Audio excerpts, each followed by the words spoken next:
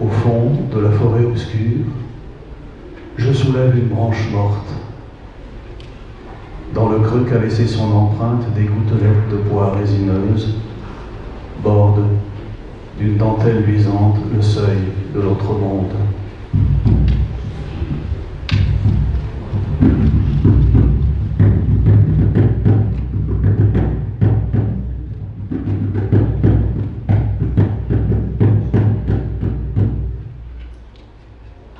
À 3 heures du matin, poursuivant dans l'appartement endormi la présence insaisissable dont glisse le long des murs la cape d'ombre, une petite fille avec une lampe de poche cherche le secret du sommeil.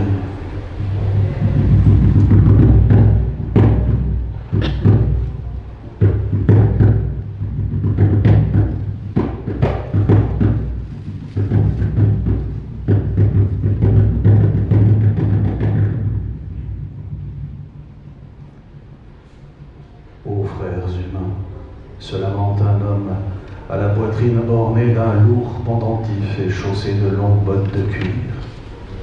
N'y aurait-il dans cette ville personne avec qui spontanément s'attabler et partager un pichet de vin en commentant l'étrangeté des nuages? Feuilles volantes, abandonnées au caprice du vent, pages du Carnet dispersées par le temps, où un poète fantôme consigna sous le masque des mots le mystère des êtres et la beauté des choses que son ombre effleura. Que le jour semble étroit, que la lumière aujourd'hui paraît terne et mesquine, ah, que ne donnerais-je pour revoir les incandescences et éclaboussements de jaune, les ondoiements bleu azur ou lilas, les marbrures ocre orangées, les palpitations des roses violets et vermillons d'une peinture de Bonnard.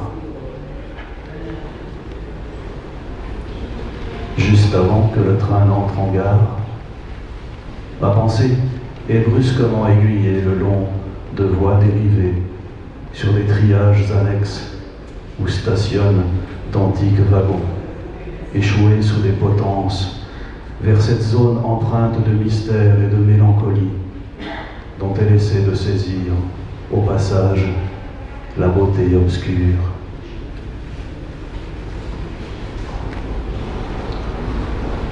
Au-dessus de l'évier d'une antique ferme, dans le miroir piqué, un homme regarde son visage émergé du savon à barbe, comme un bronze du plâtre qu'on démoule, où un fruit épluché livrant sa chair touchante, et dans la glace se mêle au grain de rouille une minime goutte de sang.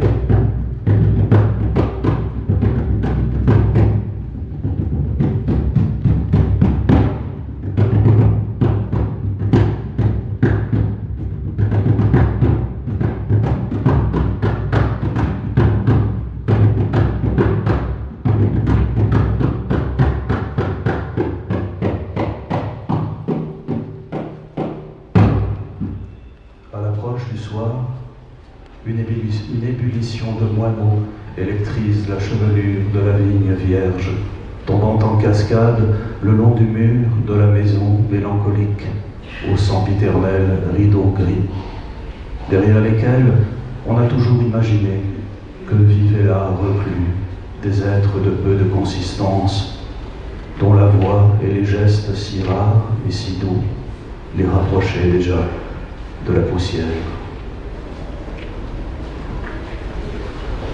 Au lent ferraillement du train qui franchit l'interminable estacade, ouvrant une perspective dans l'alignement des façades, je lève les yeux pour voir défiler les têtes d'épingle des voyageurs qui peut-être m'aperçoivent, minuscules silhouettes de kidam, bizarrement arrêtées sur le trottoir et sitôt effacées, sitôt oubliées.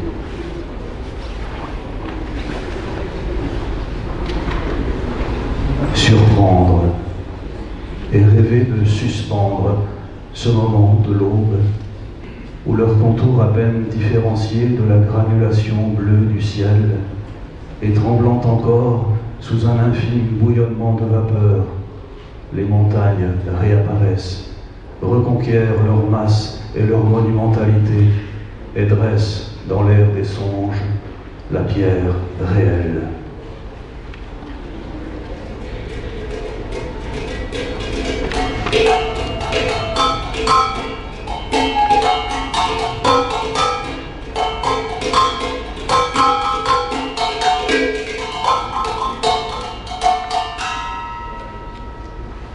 Quel délicieux petit plaisir de retenir dans la zone floue où n'ont pas encore pris corps les mots, le moment décrit.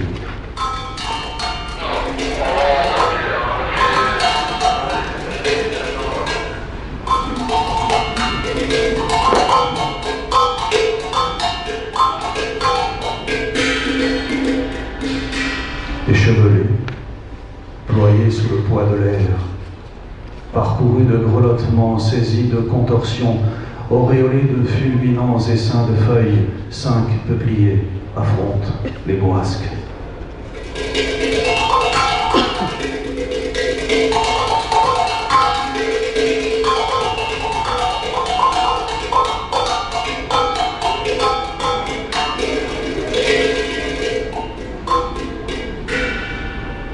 Le vent, d'une volée de fétus, parsème l'eau de brèves exclamations.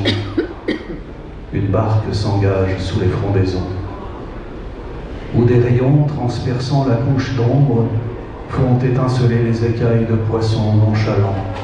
Longtemps je me laisse glisser à la lisière de deux mondes sans regret de la terre ferme. En marge de la cohue suburbaine, au fin fond d'une zone cafardeuse, sublimée par des peinturlurages de lettristes frénétiques, sous un ciel encombré de poutrelles, parmi les poussées de plantes rudérales, se balance parfois une grappe de roses prodigieuses, dont le vent suspend un instant dans un pli de l'air le parfum. Le voici qui fond en larmes, le grand soleil rieur que la petite fille a dessiné du doigt dans la buée, accumulée au carreau de la cuisine par la soupape haletante de la cocotte minute.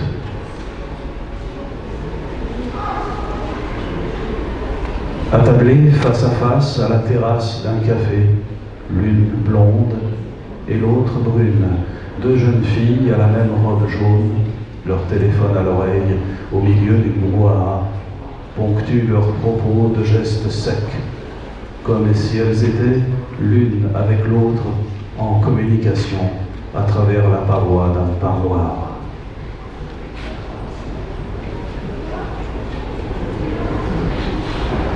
Entrevue, comme derrière la vitre d'un aquarium, ou à l'entrée d'une grotte sous-marine, une grappe de visage au teint verdâtre quasi cadavérique baigne dans la lueur gluante d'un téléviseur.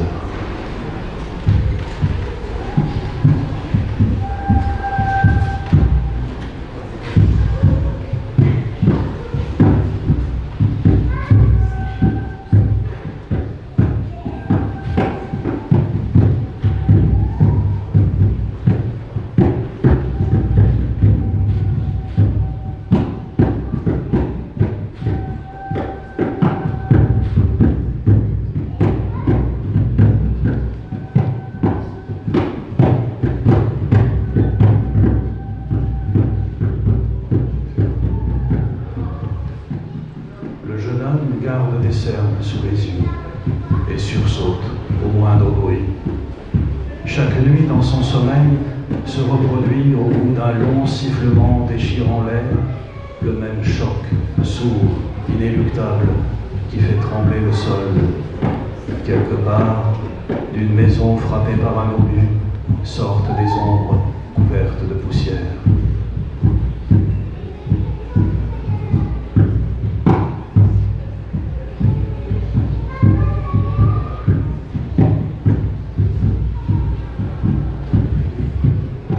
À l'orée du sommeil, par la pensée flottante, je retourne fidèlement dormir sur la paille odorante de la bergerie solitaire sur la montagne.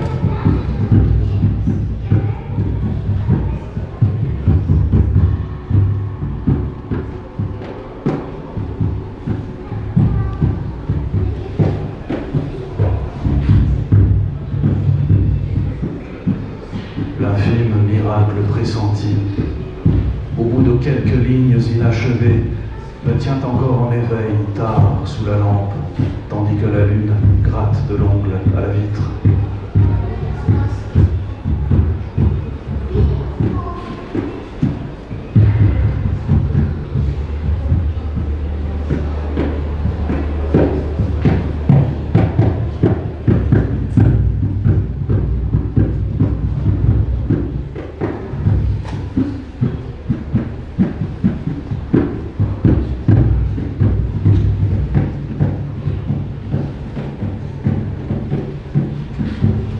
De la nuit, tout dort. Parfois un semblant de souffle intermittent, une série de craquements ténus interfèrent avec le ronron du réfrigérateur. Mais dans l'obscurité profonde du couloir persiste ce point luminescent dont la source demeure inconnue.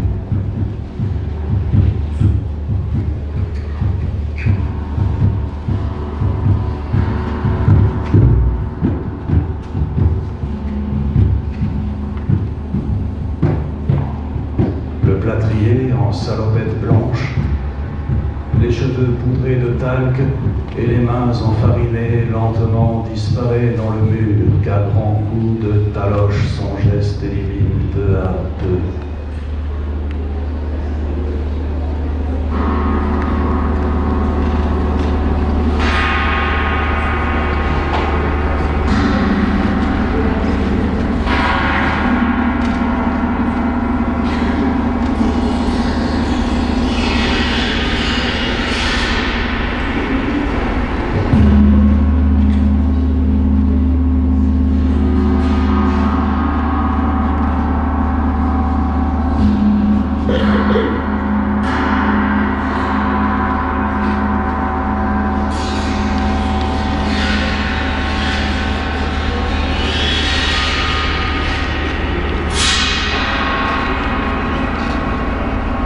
avec le soutien du vent, s'élancer en confiance dans l'air qui porte la lumière et les voix, puis se sentir brusquement comme l'oiseau qui, en plein vol, serait saisi d'une irrésistible sensation de vertige.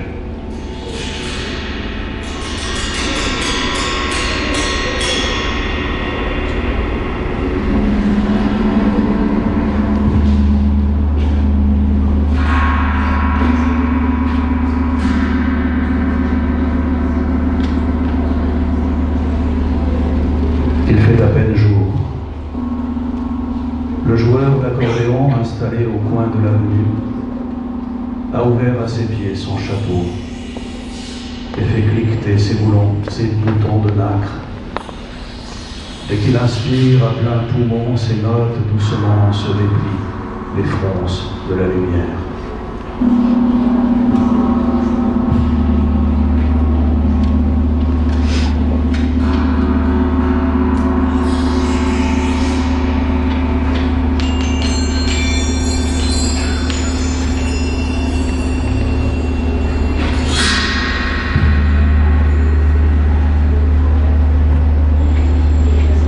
Il y a cet homme, torse nu sous le soleil, au milieu d'un grand carré d'ortie, qui, tout ruisselant de sueur, à gestes amples manie sa faux, avec l'ardeur de l'ange justicier terrassant le dragon.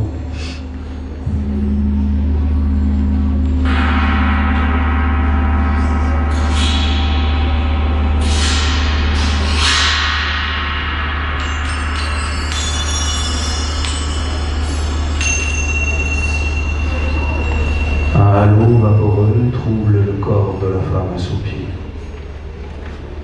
Et de la granulation de la pénombre paraît émaner le grain de sa peau. Sur le parquet flotte la lueur de ses souliers vernis.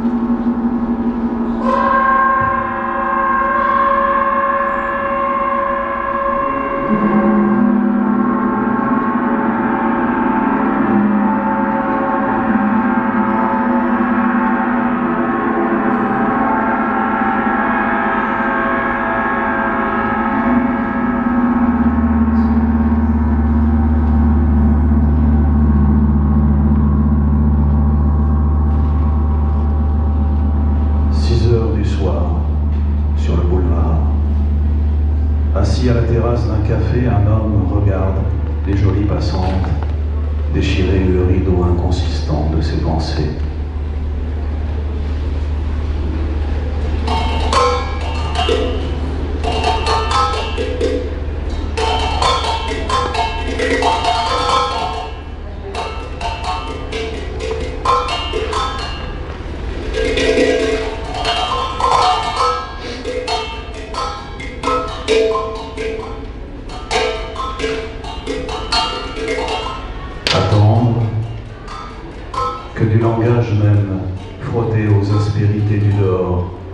fulgure une image qui enflammera l'esprit.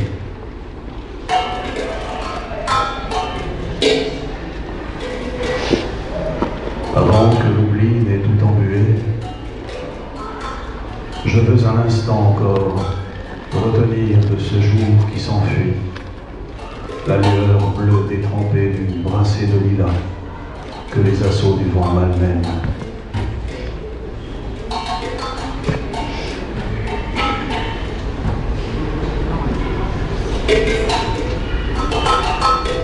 Une femme, aux yeux rougis de larmes, essaie de retenir l'attention de l'un des voyageurs pressés, auquel, dans le haut-parleur de la gare, une voix aux inflexions de surmoi recommande de ne pas encourager la mendicité.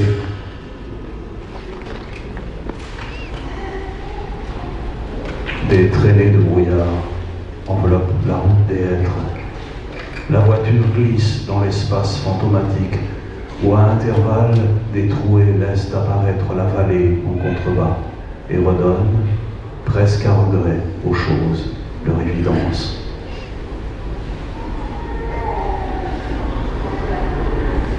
Le vieux cerisier au fond du jardin a atteint aujourd'hui même le degré extrême de la blancheur, attestant à nouveau l'oracle énoncé par l'ermite zen Ryokan: le monde est devenu un cerisier en fleurs.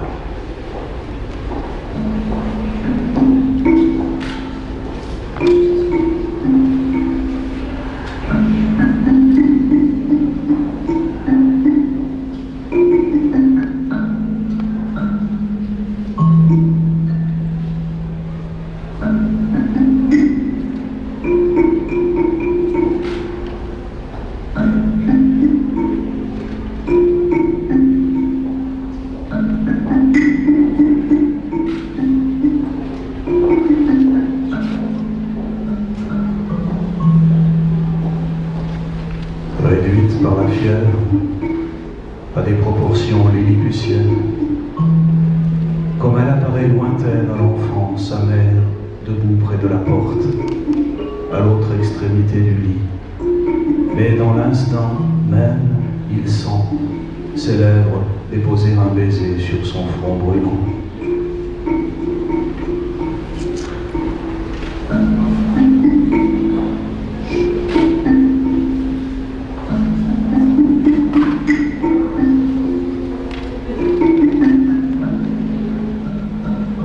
Le pigeon blanc barré de noir que les enfants pourchassent dans l'ombre des platanes s'entête à revenir trottiner parmi leurs cris et leurs courses, comme s'il était des leurs, moitié oiseau, moitié enfant, créature du ciel fascinée par la terre.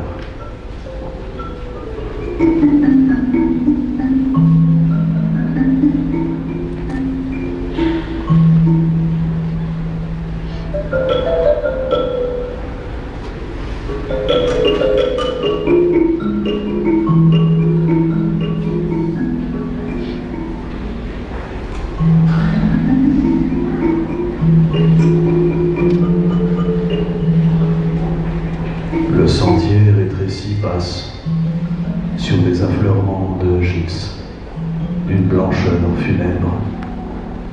Engagé épaule contre épaule avec la paroi, je regarde le vide sans le voir, longeant la frontière de l'inexistence.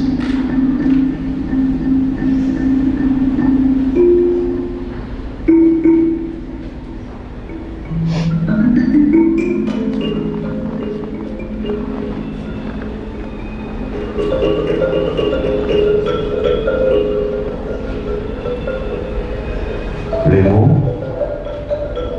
dans leur ombre insensée, persistent, portant l'écho d'une voix à venir, le rêve d'une langue transparente, tenue en réserve depuis l'enfance, qui nous ferait traverser le miroir et dirait enfin le secret des choses.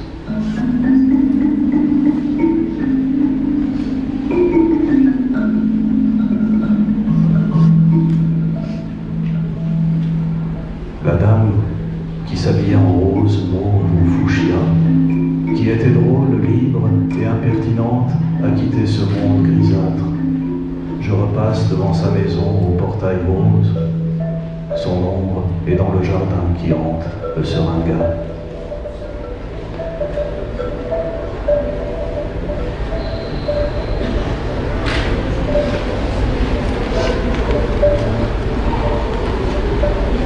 Les merveilleux galets dans l'eau transparente du torrent. Voici qu'au creux de ma paume, le vent, en les séchant, en a déjà terni les couleurs. Ainsi les choses que l'on veut saisir, parfois misérablement s'éteignent.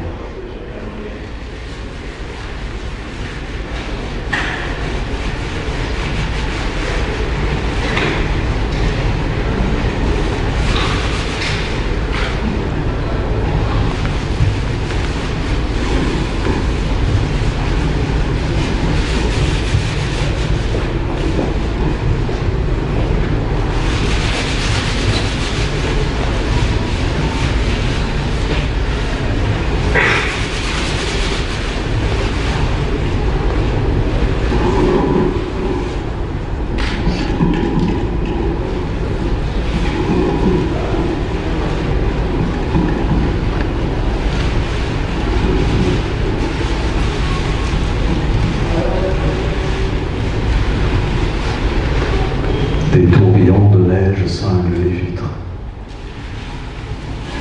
Sur le trottoir, des silhouettes pressent le pas. Ce qu'en vain j'essaie d'écrire prend la consistance de flocons qu'une bourrasque déporte et éparpille sur l'étendue de la page blanche.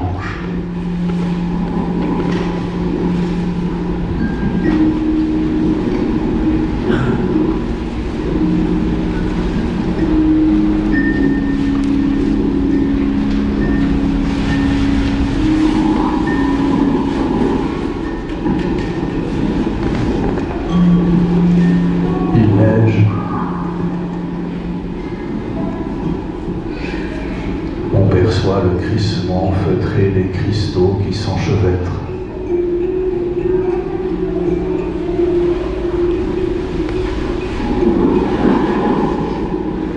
Tout l'espace effervescent scintille.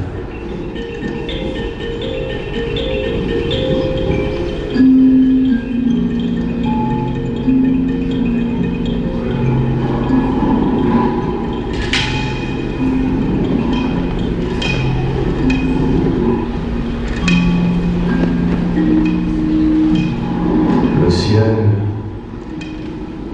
diffuse le reflet rose d'un incendie à lente combustion, dont la cendre décolorée n'en finit pas de tomber. D'ensevelir le monde.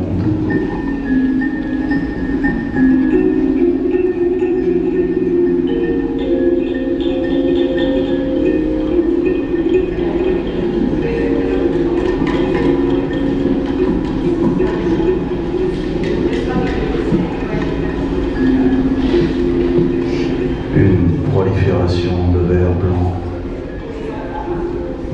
grignote le contour des apparences.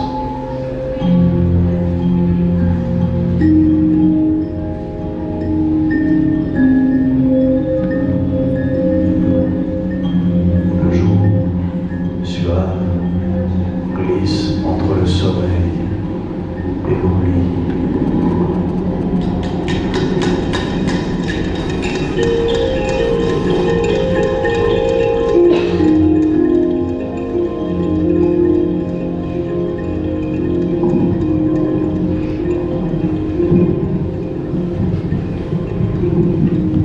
Peu à peu, les bords de la route fusionnent avec le ciel en ébullition.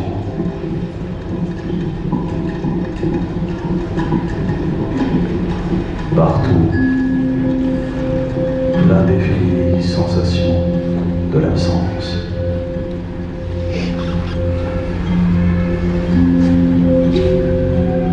Émiettement, palpitation.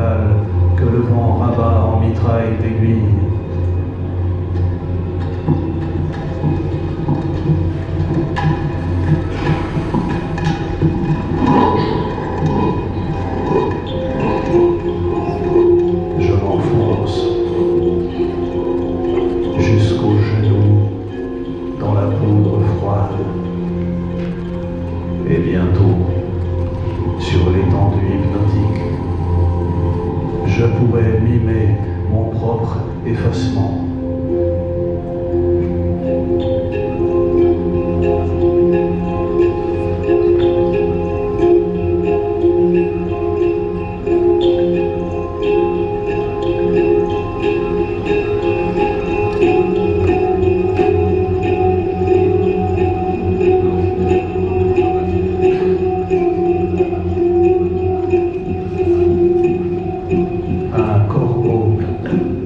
Traversera la page blanche.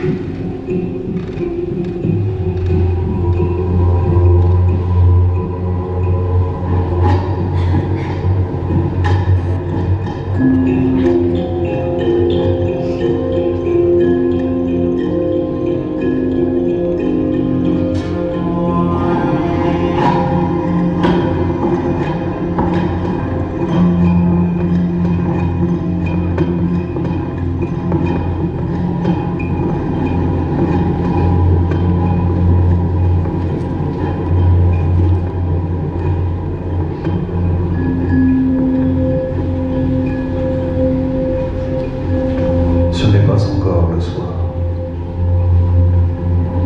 La fenêtre ouverte laisse entrer la tiédeur qui dévale les collines en une vibration bleue. Du haut d'un toit voisin, un corbeau soudain apostrophe l'univers de sa voix gutturale.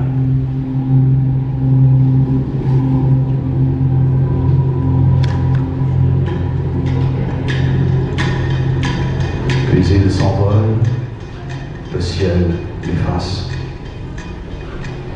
Lentement, le silence résorbe la plaie du temps.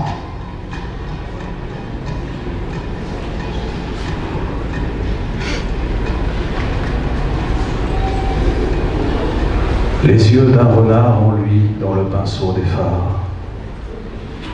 En un éclair, la bête a filé dans le talus.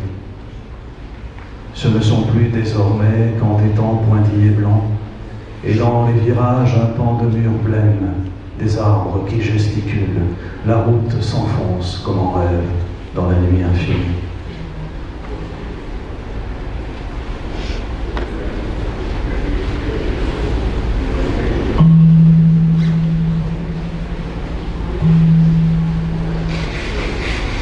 Cette femme tente de nous parler, mais sa parole, contaminée par un virus lexical,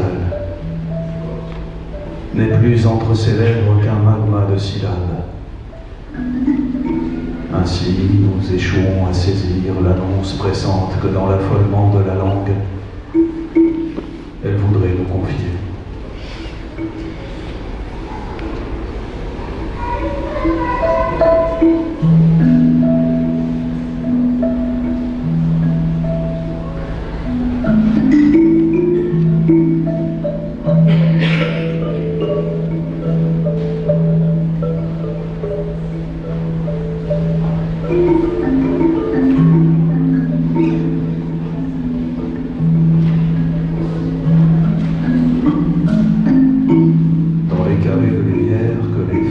Les immeubles découpent sur la nuit.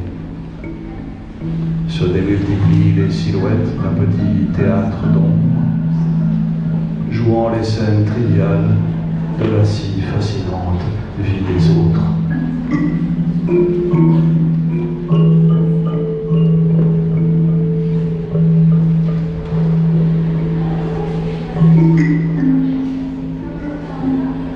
Costume sombre, au liséré doré,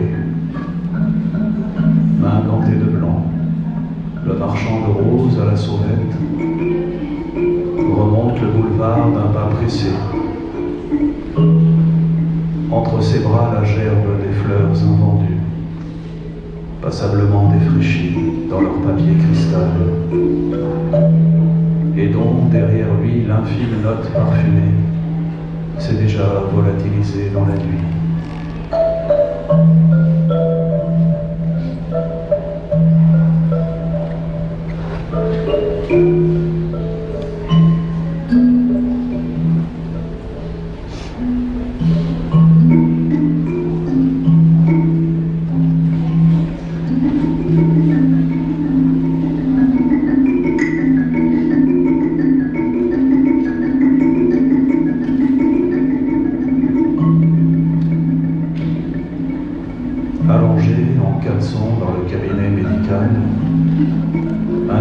écoute les battements de son sang, amplifiés par le Doppler, tandis qu'au plafond, vie et mort semblent alterner dans les streets que fait défiler à travers les persiennes l'éclat du soleil est réverbéré par le passage des voitures au pied de l'immeuble.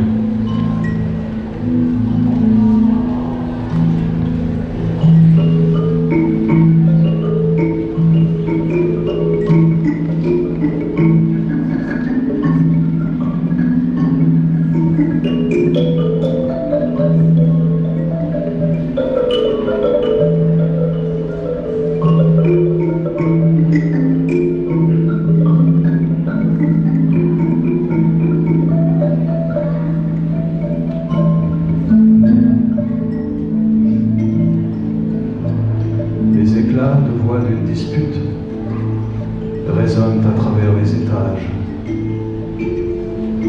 Dans sa cuisine, une femme renifle ses larmes en épluchant des oignons aux luisances de cuivre.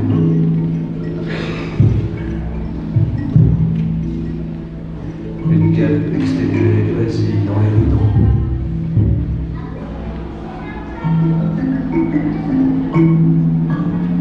Une file de fourmis longe la plainte du couloir.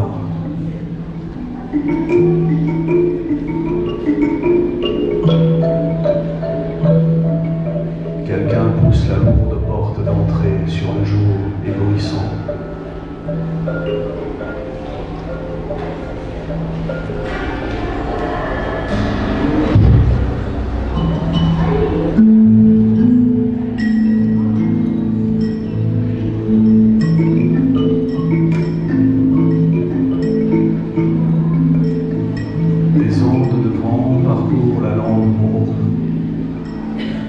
Les vagues, en se fracassant, bouillonnent au pied des perrons rocheux. Des îlots couronnés de floconnements d'oiseaux vacillent dans la distance.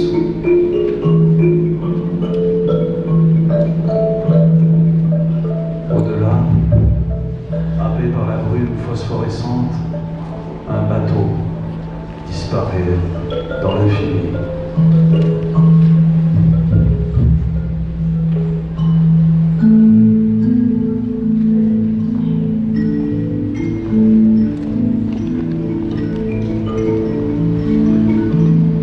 Des brindilles composent sur la neige des suites de signes discontinus. Ça et là, sur le lac, la glace fendillée laisse affleurer une langue d'eau tremblante.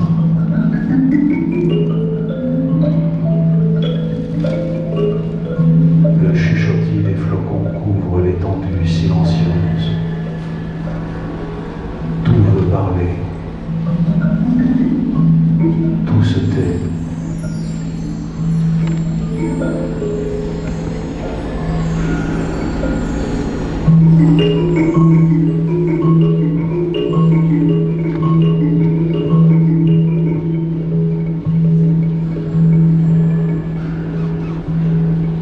Par saccades, la nuit à la vitre est striée de lueurs sifflantes, auxquelles semblent répondre de loin en loin les fulgurations d'un point de ciel en délire.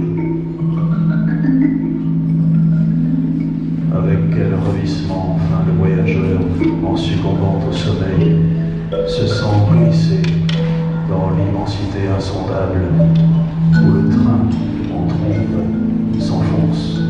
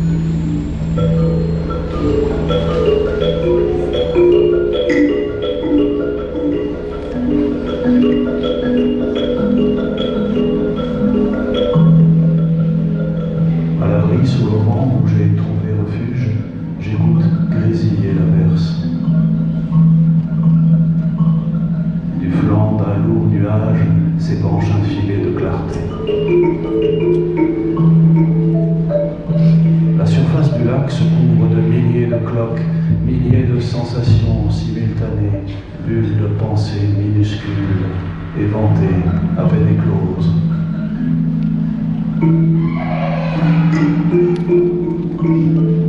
Sur l'herbe de la berge, un poisson se convulse comme un muscle tétanisé.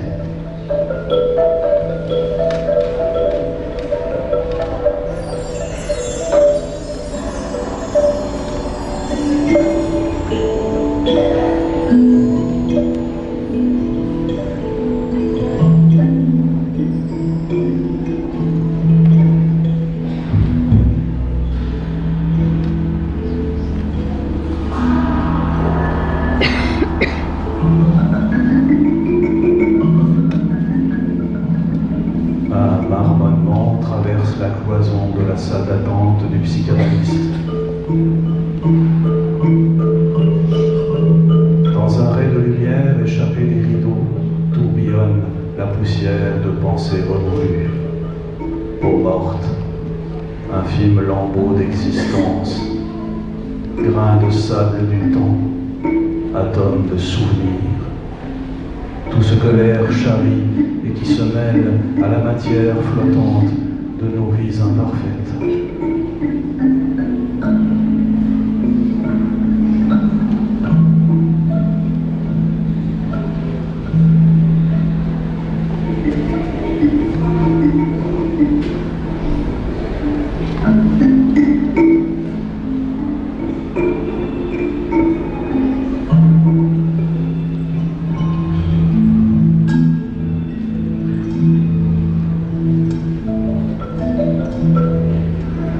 Tamisé par des vitraux mouvants, sous les croisées d'ogives de la forêt, des gouttes de lumière éclaboussent un bloc de pierre que du lierre enlace, au pied duquel, sous un gazon moussu, piqueté de graciles champignons mauves, un entremêlement de filaments